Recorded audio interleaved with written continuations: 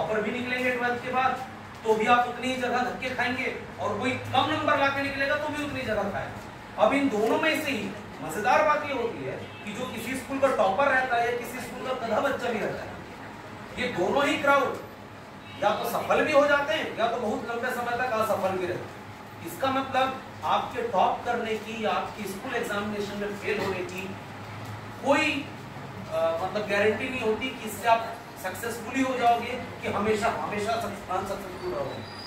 कई ऐसे लोग भी हैं जो स्कूल एग्जाम्स में फेल हुए, एवरेज नंबर लाए, सक्सेसफुल हो गए। कई ऐसे भी जिन्होंने टॉप किया, सक्सेसफुल नहीं हो पाए। कुछ ऐसे भी हैं जिन्होंने टॉप किया, वो सक्सेसफुल हो गए। कुछ ऐसे भी जिन्होंने अच्छा स्कोर नहीं किया था, वो अनसक्सेसफुल रहे। इसका मतलब सक्सेस की गारंटी हमारे एग्जाम्स के थ्रू आप नहीं ले सकते। कुल मिलाकर जो पर्टिकुलर अपने इंटरेस्ट की फील्ड में काम करता है शुरुआत से सही समय में, वो सही समय में सक्सेसफुल होता है, और जो काम नहीं करता, जो केवल एक भेड़ चाल को फॉलो करता है, जिसका इंटरेस्ट को फाइंड नहीं कर पाता, ये बहुत लंबे समय तक स्ट्रगल करता है।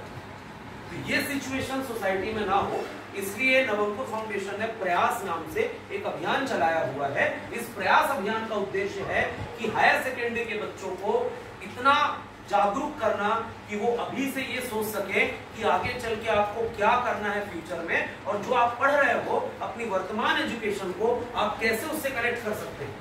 जब तक कि आप अभी जो कर रहे हैं उसको फ्यूचर से कनेक्ट नहीं कर पाओगे, तब तक तुम्हारा कुछ भी करना वेस्ट है। जैसे एग्जांपल के लिए मैं आपको बात बताऊं कि आपने प्लान किया कि सर चावल पकाया जाए।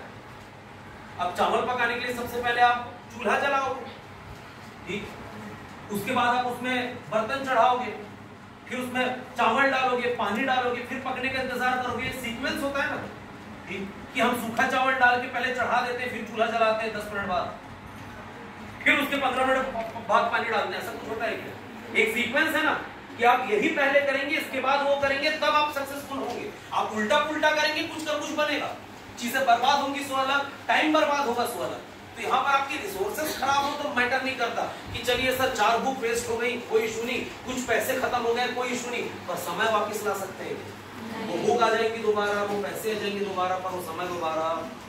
तुमने अपनी लाइफ के 8-10 साल जिसमें तुमको अच्छे तरीके से टारगेट होकर काम करना था, अगर आपने 8-10 साल बर्बाद कर दिए तो 8-10 साल दोबारा नहीं आए।